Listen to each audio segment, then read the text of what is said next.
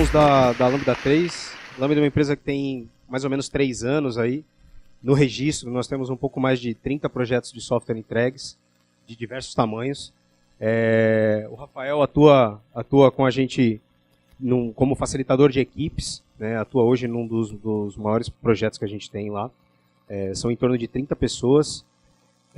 A gente montou a empresa com a ideia de, alguns consultores, na época, eu que trabalhava com desenvolvimento ágil já há algum tempo, resolveu abrir uma empresa para poder pegar projetos maiores e para poder tentar construir uma empresa com uma ideia do Manifesto Ágil. Só rapidamente aí, a nossa ideia principal é, olhando para os princípios lá do Manifesto Ágil, tentar entregar software, tentar entregar consultorias para ajudar outras empresas a crescerem. É isso aí. Então, o interessante disso tudo que a gente vai falar, primeiro que, voltando para as falácias lá do Lão de Manhã, se algum consultor te disser que qualquer tentativa que você fizer com desenvolvimento ágil vai ser legal, vai ser bacana, que no final vai estar todo mundo feliz, é uma mentira. Até você chegar num ponto de estar efetivamente atuando bem, né, com as práticas, com o processo, com os valores, você vai penar um bocado, né? E a ideia dessa nossa palestra é falar quais foram os erros que a gente teve e como que a gente tentou, quais foram as lições aprendidas com isso, como que a gente resolveu para os próximos, né? A gente tem um mantra na empresa que é nunca cometa o mesmo erro. Então, assim, a gente erra bastante, só que a gente sempre tenta errar alguma coisa diferente. É isso aí. Bem, aqui vocês podem ver que tem algumas palavras aqui, né, com alguns valores aí, algumas palavras que a Lambda acha que são importantes, né? E aí você tem, né, a base de foco do cliente, né, de não ter muita negociação no contrato. Tem muita coisa aqui que você vai pegar e você vai conseguir, né, estar próximo do que é o Manifesto Ágil. Então, é nisso aqui que a gente se inspira, né, para estar continuando com o desenvolvimento. Mas vamos falar logo do conteúdo dessa palestra e não ficar enrolando mais. Então, vamos contar aí o primeiro caso, né? A primeira lição aprendida. Acho que esse foi foi bem interessante. O Klaus comentou, né, que quando ele começa alguns projetos, normalmente o projeto começa com prazo, escopo definido, cláusulas contratuais de multa e tal. O nosso primeiro caso que a gente vai apresentar é um caso lá de 2011, em que o cliente, que o cliente queria desenvolvimento ágil. Ele já vinha de uma atuação com uma outra equipe de desenvolvimento ágil já há alguns anos. Então, o nosso trabalho com ele não foi uma ideia que eu tenho feito muito hoje eu sou uma das pessoas que atuam no comercial, de convencimento sobre essa história de que, olha, se você fechar o escopo, você vai ter um problema. Olha, se você precisa abrir mão de alguma do triângulo de ferro e tal. Esse cliente não, ele falou assim, gente, eu tenho uma necessidade, tá? Então o meu objetivo aqui é construir uma ferramenta de e-commerce para vender o meu produto. E eu preciso que vocês me ajudem. Mas então, vamos falar do escopo, como é que funciona isso? Não, fica tranquilo, eu já sei como funciona. O que eu espero de vocês é que a gente trabalhe junto, o mais próximo possível, e eu consiga ter a resposta rápida de vocês com entregas, para que eu consiga atingir um deadline, né? Lembrando que o fato de você, né, ter escopo aberto não significa que você não tenha milestones dentro do teu projeto. E com esse cliente, a gente, na época, cara, é a oportunidade de ouro para aplicar tudo que a gente já sabe sobre desenvolvimento ágil e mandar para frente. Então foi lindo. Foi Ruby, foi MongoDB, foi todas na época, CoffeeScript, foi lindo, assim, né? Bacana. Foi muito legal. E, de fato, a gente realmente conseguiu, com essa construção dessa colaboração, foi um período onde eu, pelo menos, atuei com pelo menos um ano com esse cliente. A Lambda até já tinha já tinha esse cliente antes. E assim, a gente entregou coisa pra caralho. O legal disso, a gente chegou a fazer, a gente testou sprints de uma semana num determinado ponto, ficaram meio demoradas. A gente tentou fazer iterações, não tem chamava de sprints, né? Chamava de iterações para esse cliente. Chegou a fazer iterações de 3 dias, chegou a fazer iterações de 48 horas, até o ponto que a gente começou a fazer basicamente fluxo contínuo, em que todo dia de manhã a gente se reunia com o cliente definia a priorização do que ele queria, baseado no que tinha sido entregue, e conseguia colocar software em produção o tempo inteiro. Era todo dia de manhã a gente tinha uma review, que não era aquela cerimônia grande, mas tinha uma reviewzinha, porque tinha muito menos trabalho para mostrar, porque foi um dia só de trabalho, mas todo dia a interação com o cliente ali junto. Então, assim, e aqui, isso tudo, imagine assim, a suprassumo do que se diz de desenvolvimento ágil. Tinha lá a integração contínua, fazia o deploy contínuo, fazia ferramentas de análise de teste, fazia ferramentas de análise de código, fazia o Scambau 4. Né? E onde é que a gente chegou com isso aí? Afinal das contas, a gente chegou em lugar nenhum.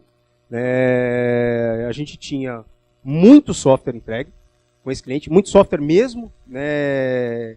Na nossa ânsia de querer seguir dentro do que a gente acreditava ser um processo ágil perfeito, a gente foi naquela história se você me pedir eu entrego, e eu entrego rápido, e está com qualidade de software, e tem uma cobertura alta, e está atendendo o objetivo de negócio que você está me dizendo que é. E pode passar. No final das contas, esse cliente, que era ele acabou ele demandava muito da gente informação dentro dessa ferramenta dele. Ele queria saber informação de tudo, dentro do produto dele, dentro do que ele vendia, dentro das pessoas que acessavam. Ele acabou com um cockpit. A diferença é que ele não sabia mexer no cockpit. Ele teve tanta demanda por relatórios com filtros diferentes, com parâmetros diferentes, com intervalos de datas diferentes. Tinha muita opção de customização.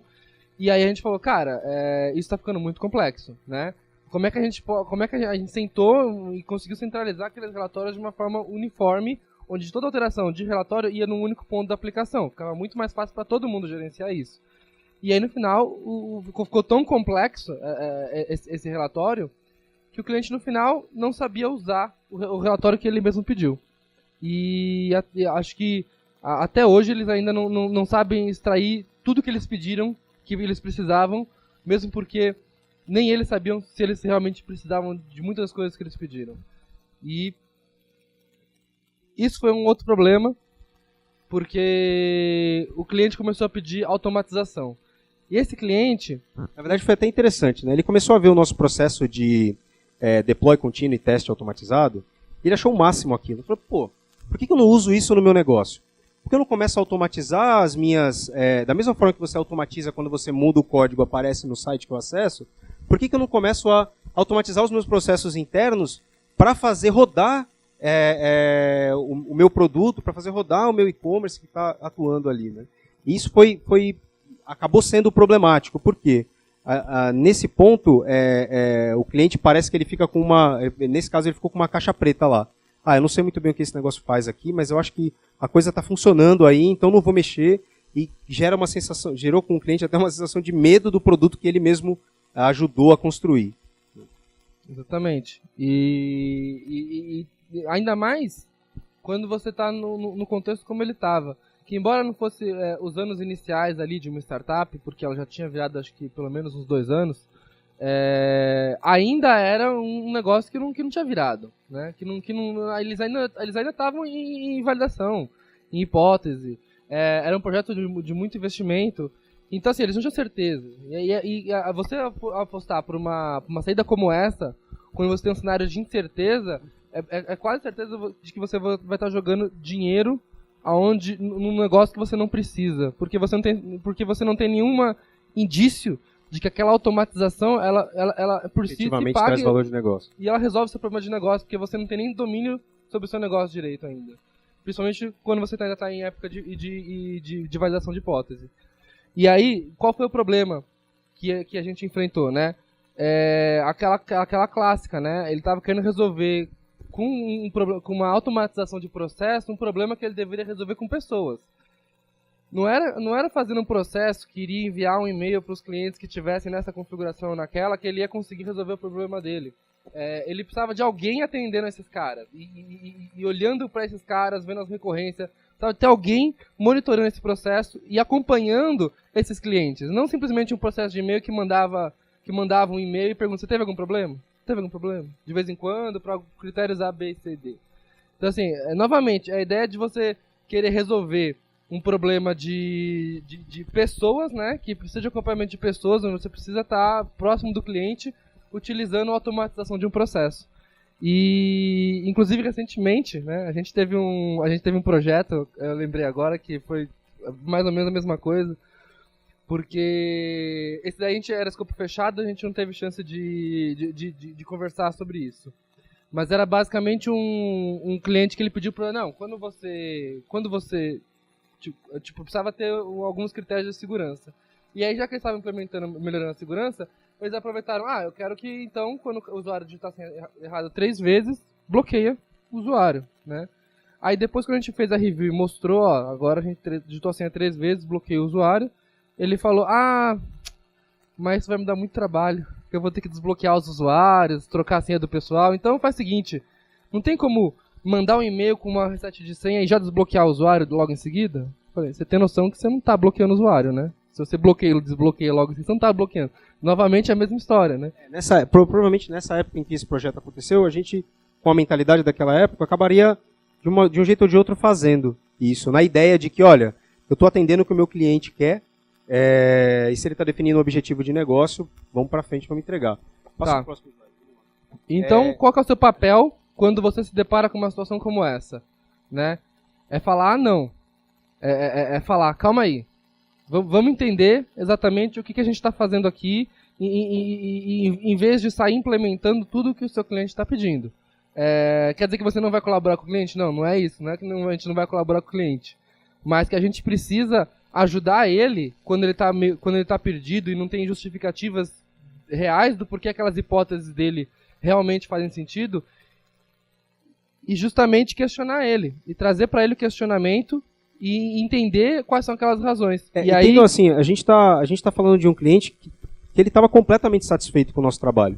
E essa é a parte mais interessante. Você tem um cliente que está satisfeito com o teu trabalho, mas quando você olha o resultado do teu trabalho e como aquele cliente está usando a ferramenta, você percebe que, no final das contas, o valor em si que ele recebeu é muito menor do que você conseguiria ter entregue se você tivesse não só focado nas práticas em si de entregas rápidas, de software funcionando, e focado um pouco mais em se questionar em até que ponto que a sua atuação como desenvolvedor de software, a sua atuação como equipe, vai atender uma demanda de negócio dele, né? E não só porque ele quer.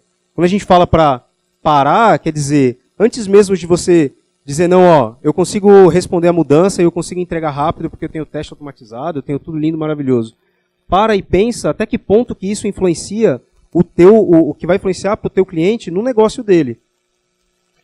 E uma coisa que pode passar, que faltou, e aí ficou um aprendizado nosso nessa época, era olhar para as disciplinas de análise de negócio e usar essas disciplinas como sendo parte do ferramental, além de todo o ferramental de engenharia de software, parte do ferramental de trabalho de equipe. Né? Então, não que a gente precisasse da postura de um analista de negócio, mas esse trabalho em si, as práticas de análise de negócio, faltaram para esse cliente. Né? Naquela história que a gente estava discutindo há pouco, tipo, o cliente que vai escrever todos os critérios de aceitação e todas as necessidades de negócio, a experiência que a gente tem é ruim quando isso acontece. Eu preciso de muito mais eu preciso extrair muito mais do meu cliente do que simplesmente o que vem na cabeça dele que ele acha que é importante para o produto.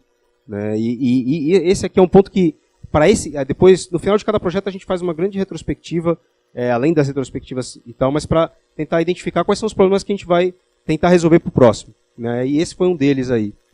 E cai muito bem com o que o Manuel falou na apresentação dele, que o Scrum é um framework, né? E aí ele até colocou, e o analista de negócio, onde é que fica? A gente sentiu falta exatamente desse ponto, nesse projeto. Mas, bola pra frente, tem mais história pra contar. Tá, vamos lá. Segundo cliente, mudando bastante de foco aí. Tudo começou com uma consultoria de arquitetura de software. Então, um grande cliente do Rio de Janeiro, grande mesmo, assim, com faturamento acima de 300 milhões por ano, pediu para a gente fazer uma consultoria de arquitetura. Não tem nada a ver com agilidade, não tem nada a ver com processo. Então, assim, olha, eu tenho um problemão aqui que a minha equipe é desqualificada, ou eu estou sentindo que eles não estão qualificados o suficiente, eu estou enfrentando problemas de entrega de software por causa disso. Estou tendo problemas de bugs, eu estou tendo problemas de qualidade de código, eu preciso melhorar isso. Só que, não dá para você começar a atuar dessa forma, então a gente começou com um trabalho de arquitetura. Né? Vamos lá entender qual que é a arquitetura do cliente, qual que é a melhor arquitetura, vamos propor um trabalho. Né? E no decorrer do tempo, o que começou com uma consultoria de arquitetura, é difícil de você olhar as ineficiências em si dentro dos processos e não começar a criticar, questionar, propor mudanças. E o que aconteceu foi que, de repente, a gente se viu no meio de uma implantação ágil. De repente o cliente falou assim, pô, você está falando tanto aí desse negócio de formas de trabalho diferente, de processos. Então, o que você acha de fazer isso aqui com a gente? O que você acha de ser o driver de mudança aqui dentro, para que a gente comece a trabalhar dessa forma toda que você tá falando, que é melhor do que o que a gente tem atualmente? Né? E qual que foi a nossa postura? Ser de uma empresa de consultoria? Bora! Vambora! Então... Lambda 3. Lambda 3, vambora. Imagina um contexto. Você começou com uma expectativa de uma consultoria de arquitetura, né, que depende em si de mudanças em si relacionadas a processos de engenharia de software, código, qualidade. De repente a gente se viu dentro de uma mudança cultural organizacional, tá? Que normalmente é mais demorada, que sofre processos mais lentos de adequação. Mas beleza, a gente consegue. Né? Vamos embora. E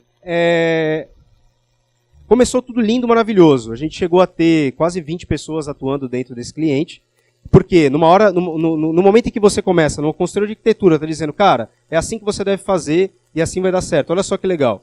Você começa com uma consultoria de agilidade. Olha só, teus processos aqui estão ruins, vamos trabalhar dessa forma, vamos tentar mudar. O que foi natural para nós com esse cliente? Cara, então me mostra como entregar projeto. Aí a gente começou a pegar projeto. E perceba a situação agora. A gente começou a entregar projeto para esse cliente. Eu tenho uma consultoria de arquitetura que está focada em questões tecnológicas e processos de engenharia. Eu tenho uma mudança organizacional que é de mais longo prazo. E eu tenho projetos que estão comprometidos com a entrega e são de muito mais curto prazo. É uma situação complexa para você atuar num único cliente. E a gente estava feliz. A gente estava feliz da vida porque a coisa estava andando. Que a coisa estava andando, que a gente estava entregando, que o cliente estava vendo. Estava tudo conseguindo funcionar. Mas a vida é uma caixinha de surpresas, né? E nesse ponto é interessante, né? Empresas grandes, e isso ficou de aprendizado aí por um bom tempo para nós. Em empresas grandes, você nunca confia no cara que o gestor da área em que você está atuando. Por quê? Porque amanhã ele pode sair. Né? Tem acho que chama Lei de Moore, né? Que você vai, quanto mais alto na hierarquia da empresa, mais perto da porta. Né?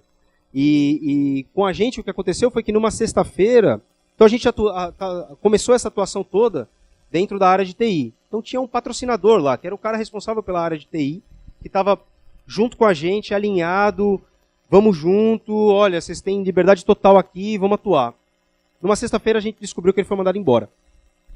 E assumiu no lugar dele o diretor de uma outra área, cujo objetivo era basicamente reduzir custo. Como é que você... Olha só o ponto, a gente estava no meio de um trabalho de mais médio, longo prazo e um trabalho de curto prazo. De repente, entra uma pessoa que não tem a menor ideia do histórico anterior do que estava acontecendo ali na área de TI, que não é da área de TI. Isso que é legal. Aí todos os seus trabalhos ficam de curto prazo. Inclusive a mudança cultural fica de curto prazo. E aí, né? O que a gente conseguiu trazer, né, dessa experiência aí, né? Quanto tempo demora para o seu software entrar em produção? Né? Eu já antecipo que o software que a gente estava fazendo naquela época até hoje não entrou. Quanto tempo demora para o software entrar em produção? Eu não estou falando quanto tempo você demora para concluir o desenvolvimento dele. Concluir o desenvolvimento dele e ele entrar em produção, existe só planetas de distância entre uma vertente e a outra. Então, assim, você pode ter concluído o desenvolvimento dele, mas ele não entrou em produção. Quanto tempo demora para o seu software entrar em produção? Né? Porque mais do que entregar software funcionando, que funciona com teste lindo, né? Com Selenium clicando, teste de aceitação, tudo lindo, mais que entregar software funcionando é agregar valor o mais rápido possível. lembrando um pouco da situação, a gente tinha basicamente dois trabalhos, um de mais médio e longo prazo e outro trabalho de mais curto prazo. O que aconteceu é que, na tentativa de entregar esse trabalho de mais longo prazo, aconteceu que o resto da empresa não estava pronto para receber o trabalho de curto prazo. Né? Não adiantava a gente, como empresa de software, uma empresa de outsourcing entregando software, eu basicamente terminar o projeto do ponto de vista da TI. Por quê? Porque o restante da empresa como um todo não sabia como colocar software em produção, não entendia os processos em si de negócio para você pegar e colocar software em produção. E aí, essa é uma disciplina que também não... que é muito negligenciada, até mesmo nos projetos ágeis, e é extremamente importante. E foi o que, inclusive, faltou. Porque se a gente consegue definir uma timeline, um ponto aqui onde a gente consegue fazer uma entrega, fez essa entrega, essa aqui está em produção, vamos para a próxima agora. Em vez de abraçar o mundo, tentar fazer uma entrega menor, mais rápido, alinhado com o cliente, você consegue fazer esse gerenciamento de release e você consegue colocar o software em produção mais rápido. O que faltou não foi nem a competência técnica, e sim esse alinhamento, que é quase político. Só que ele dependendo muito do ambiente, né? Mas esse alinhamento foi o que faltou, né? Exatamente. E aí, quem são os interessados no seu projeto? Né? Quais são as pessoas que estão querendo saber como é que está o seu projeto? Eu acho que isso para nós foi extremamente importante, porque a gente se viu numa situação de repente ter alguém como, teoricamente, o patrocinador do nosso trabalho dentro dessa empresa, que simplesmente não fazia a menor ideia do que a gente estava fazendo lá. Se quem paga não vê as entregas, você está fazendo isso errado. Essa pessoa deveria saber o que está acontecendo. Isso para nós foi assim, divisor de águas dentro do nosso trabalho. Uma coisa porque a gente começou, parece até estranho, mas a gente começou a colocar em contrato a presença de stakeholders não só relacionados à área em que a gente atua dentro de uma consultoria, mas stakeholders de um cargo maior. Então, se eu estou atuando para a área de TI, eu coloco em contrato que eu preciso estar junto nas apresentações em si dentro dos projetos, uma pessoa representante de uma área de compras e uma pessoa representante de uma outra área qualquer que seja mais vinculada à área para onde a gente está atuando. No projetos com empresas menores, o que a gente faz é colocar em contrato que o cara que é o dono da empresa tem que participar pelo menos de uma reunião por mês. Para quê? Porque eu não quero errar de novo do ponto de vista de repente, alguma coisa mudou e ninguém sabe quem eu sou na empresa. Então, você precisa gerar visibilidade sobre o que está acontecendo. Isso quer dizer que você vai precisar fazer um relatório a cada entrega ou a cada 2 entregas? Sim. Talvez isso queira dizer que você vai precisar falar, então quer dizer que eu estou gerando documentação e isso não é ser ágil. Não. Né? Uma coisa não tem nada a ver com a outra. Né? Não, eu estou gerando documentação aqui que não está agregando valor ao negócio. Não. O que você precisa fazer, acima de quantos documentos eu vou escrever, o quão efetivo eu vou me comunicar. E isso é muito mais ágil do que quantos documentos eu vou escrever. Quão efetiva vai ser a minha comunicação. E conseguir se comunicar com todo mundo. Se você está no meio de uma adoção de desenvolvimento ágil hoje, você precisa falar para todo mundo, comunicar, apresentar resultados, apresentar comparações com o modelo anterior a todo momento. Por quê? Porque você precisa que as pessoas entendam que existe um trabalho que está sendo feito e que tem objetivos claros de médio ou de curto prazo. E isso para nós significa conseguir atingir todo mundo da empresa onde a gente atua com uma consultoria. Quando eu falo todo mundo da empresa, sim, é todo mundo da empresa. É ir atrás de conseguir falar, independente se eu estou fazendo uma consultoria pequena, ir atrás de conseguir falar com quem é a pessoa que responde por aquela empresa e apresentar o trabalho que está sendo feito para essa pessoa. Se você está dentro da empresa como funcionário, você tem que fazer isso para todo mundo, não só para o teu gerente. Bem, e aí não ficou legal, né? Aquele feliz deixou de ser tão feliz, dado todos esses problemas que a gente está falando para vocês e dado aquele contexto que a gente apresentou anteriormente. E aí, o que você faz quando você tem problemas? Né? Qual que é a sua atitude em relação a isso? Acho que o próximo é do Waterfall. Né? Isso é um fato que você vai encarar na sua vida de TI. Sempre que tiver um problema, o projeto que você atua hoje, o quão ágil ele for, ele vai ter uma tendência a voltar para um modelo de comando e controle, para um modelo de estimativa sendo compromissos de sangue, para um modelo em que eu tenho que fazer todo tipo de controle do time para saber se ele está efetivamente trabalhando ou não. Por quê? Porque essa eu chamo de memória muscular, né, que é assim que a gente é treinado para atuar com projetos. Em situações de risco, você vai ver que o cliente que estava super colaborativo no momento, quando ele começar a faltar dinheiro para ele, ele vai perguntar para você, tá, mas então, você vai entregar tudo, né? E quando que vai ficar pronto? Vai ser sempre assim. Você que quer atuar nesse modelo de desenvolvimento ágil, precisa estar preparado para enfrentar situações de estresse em que, de repente, tudo que você construiu cai por terra.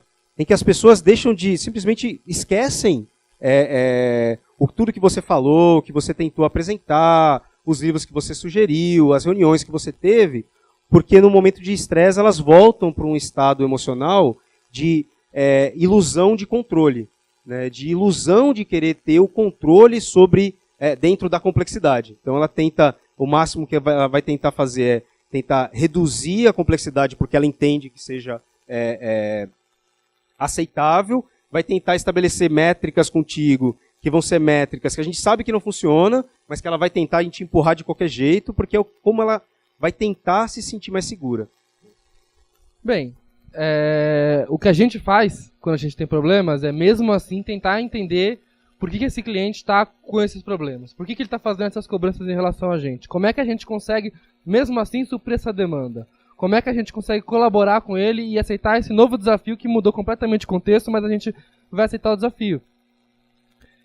Porque, na verdade, tudo é uma questão de como você vai lidar com os problemas. Qual que é a sua atitude em relação aos problemas. Você que escolhe como é que você vai, se você vai atender aquele cliente xingando ele, ou se você vai atender aquele cliente, mesmo com todas as diversidades, você vai atender aquele cliente querendo resolver o problema dele e se tiver que ter uma situação de saída, que seja uma situação de saída em que seja win-win, todo mundo vencendo. É interessante que pode passar. Essa história toda do manifesto ágil e tal, e os princípios, os valores ágeis, eles são aplicáveis para o seu dia a dia, eles são aplicáveis para a resolução de conflitos dentro da tua empresa, eles são aplicáveis no momento que você tem uma situação de estresse, não só do teu projeto, tem uma situação de estresse dentro do ambiente em que o projeto está inserido.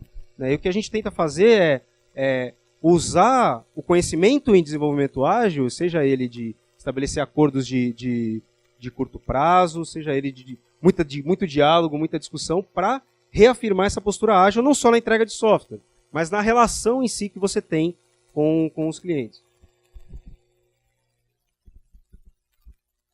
Então é isso aí. Eu falei um pouco rapidamente de manhã sobre isso, mas para mim a agilidade é uma maneira de você pensar, uma maneira de você agir sobre o teu ambiente. Então você tem escolha se você quer agir de uma forma comando e controle ou se você quer agir num pensamento ágil. Dramático, né? Mas vamos para a próxima lição aprendida. A gente tinha uma startup, né? Que chegou pra gente com um contexto bem interessante. Eles já estavam desenvolvendo já há um bom tempo, já com uma outra consultoria, um produto deles lá. Tinha problemas. O cliente usava esse termo, né? Dinheiro cansado, porque gastava dinheiro. 1, 2, 3, 10, 12 meses e não via software e o projeto não acabava e os prazos eram passados, postergados e adiados. E aí a gente entrou. E aí a gente foi olhar um pouco, quando a gente foi então, atuar nesse projeto, a gente foi olhar um pouco como é que estava o código que havia sido até então produzido. Esse 1 ano de trabalho, né, do cliente já gasta um monte de dinheiro. Vamos ver como é que está esse código para conseguir levar esse projeto para frente e terminar o que ele precisa para não ter mais gasto de dinheiro ainda. Só que a gente olhou E... Sabe aquela história assim que o cara fala assim, não, então, tá quase pronto? Tá quase pronto o produto? É uma startup, ela não sabe se ela vai sobreviver no primeiro mês de vida dela, em que ela mostra o produto pro mercado. E tava quase pronto, e a nossa intenção era basicamente, cara, vamos olhar isso aqui e colocar no ar. Dá um tapa, né? Dá um tapa e botar dá um no tapa ar. e colocar no ar. E quando a gente viu, era impossível de fazer isso. Bem, e agora? O que a gente faz? Seguindo essa ideia de que a gente vai cometer erros diferentes, a gente, quando atuou numa startup no outro momento, a gente teve um problema aí de, não vamos chegar entregando software direto para o tempo inteiro, no tal do programa Motherfucker. Não é isso. Né? Então, o que a gente foi fazer? Análise de negócio era um problema naquele outro projeto. O que você acha da gente ir atrás do melhor analista de negócio do Brasil? Aí a gente fez o quê, né? A gente foi lá no Google, o melhor analista de negócio do Brasil, a gente contratou o Cláudio Kerber, que é o melhor analista de negócio do Brasil segundo o Google. E aí o Cláudio conseguiu, né? Entrou na Lambda e tal e foi atuar nesse projeto. Né? A gente aprendeu que precisava de alguém que soubesse alguma coisa sobre análise de negócio. E aí ele foi, e aí a gente percebeu que havia que na verdade essa entrega ela estava bem além do que simplesmente entender que o cliente dá um tapa, né? E a gente chegou ao ponto de, junto com o cliente, definir uma mudança de pivotar o negócio do cliente. Antes de escrever software. Antes de escrever software. Antes de escrever software, a gente percebeu que o modelo dele de negócios que ele estava propondo podia ser mudado e teria vantagem se a gente tivesse uma mudança nesse modelo de negócio. Só para vocês terem uma ideia, isso não levou meses não, tá? Isso levou uma semana de trabalho junto com o cliente, fazendo o envisioning em si do produto e o trabalho todo de inicial ali antes de começar o desenvolvimento. Decidiu-se que a gente ia mudar a direção do produto. Bem, aí a gente desenhou o MVP e go, né? O famoso MVP, né? E vamos lançar esse produto mais rápido possível. Agora sim, motherfucker, agora é o momento. Né? Bom, muda aí. Muito cuidado com o termo MVP que vocês ouvem por aí, principalmente na comunidade de startups, empreendedorismo atualmente. Né? Traduzindo ao pé da letra, o Minimum Viable Product, quando você passa isso para o teu cliente, você diz assim, cara, o escopo é variável. Tá? Eu vou fazer o teu MVP, mas o escopo é variável. Você vai falar assim, cara, mas como assim? Não é o meu mínimo produto viável? Como assim o escopo é variável? Né? E quer dizer, então, que eu não vou ter o mínimo, meu produto não vai ser viável, e aí o problema vai ser seu. Ou seja, você consegue facilmente converter MVP em escopo fechado. Facilmente. Né? Dentro dessa nossa realidade. Né? Tanto que hoje a gente não usa, a gente já atendeu várias startups lá, uma parte do nosso mercado grande, a gente não usa mais o termo MVP. Apesar de que tem gente que diz, não, vamos fazer o MVP e tal, larga isso de MVP. Porque no momento que você for começar a discutir numa postura ágil, que você precisa diminuir o trabalho não realizado, que você de repente não entregar software é a melhor coisa que você pode fazer, ele vai te questionar, te falando, cara, não quero. Não, tá aqui, você falou MVP é isso que eu quero. Então, o que a gente tem feito mais hoje é conseguir olhar, usando aquelas técnicas de análise de negócio, conseguir olhar mais para a solução em si que se espera, o que significa, a grosso modo, dizer não para o cliente a maior parte das vezes. Não, a gente não vai fazer essa feature. Não, a gente precisa testar isso no mercado. Não, isso não é interessante agora. Antes de começar a produzir qualquer coisa. Cara, geralmente o seu cliente ele não precisa dessas 15 features que já foram priorizadas. O que ele precisa é vender o produto dele na internet automatizado com algum gateway de pagamento. Se você vende isso, né? Se você vende que você precisa disso, você não tá colocando um escopo ali, você está vendendo uma solução. Eu garanto que daqui a um mês a gente vai estar vendendo o seu produto na internet com gateway de pagamento. Independentemente de qual features a gente vai implementar. A solução que você precisa, você vai ter. Então o que aconteceu? Eu ainda com esse cliente, de repente, o cliente começou a reclamar, falou, pô, gente, está muito lento.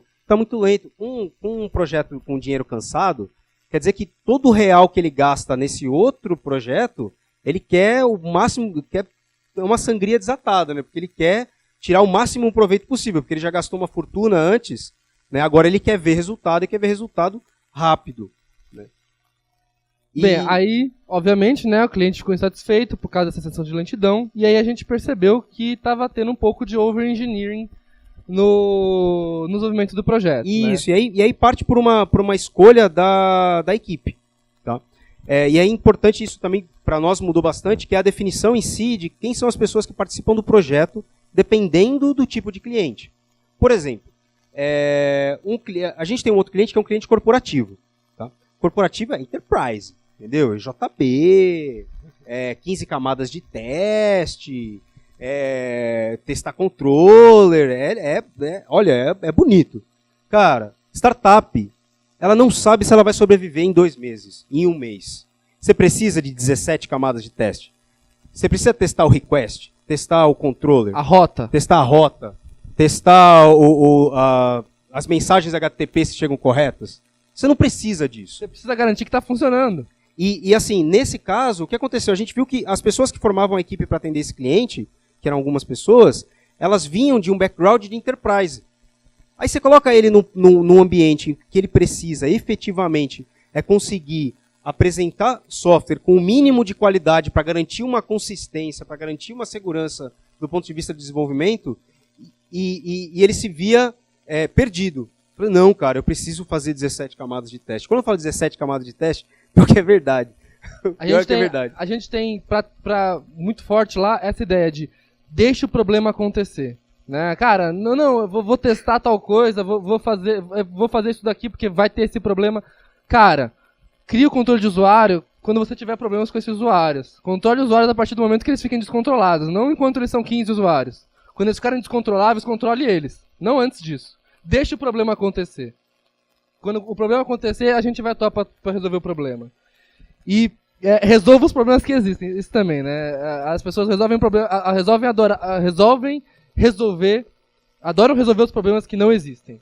Né? Cara, a minha tela, meu produto tem, sei lá, eu vou criar um repositório de documentos lá do DDD e vou criar um MapReduce todo para fazer busca, porque pro meu e-commerce que compra um único produto, que tem um único valor, que já está tudo feito no PagSeguro.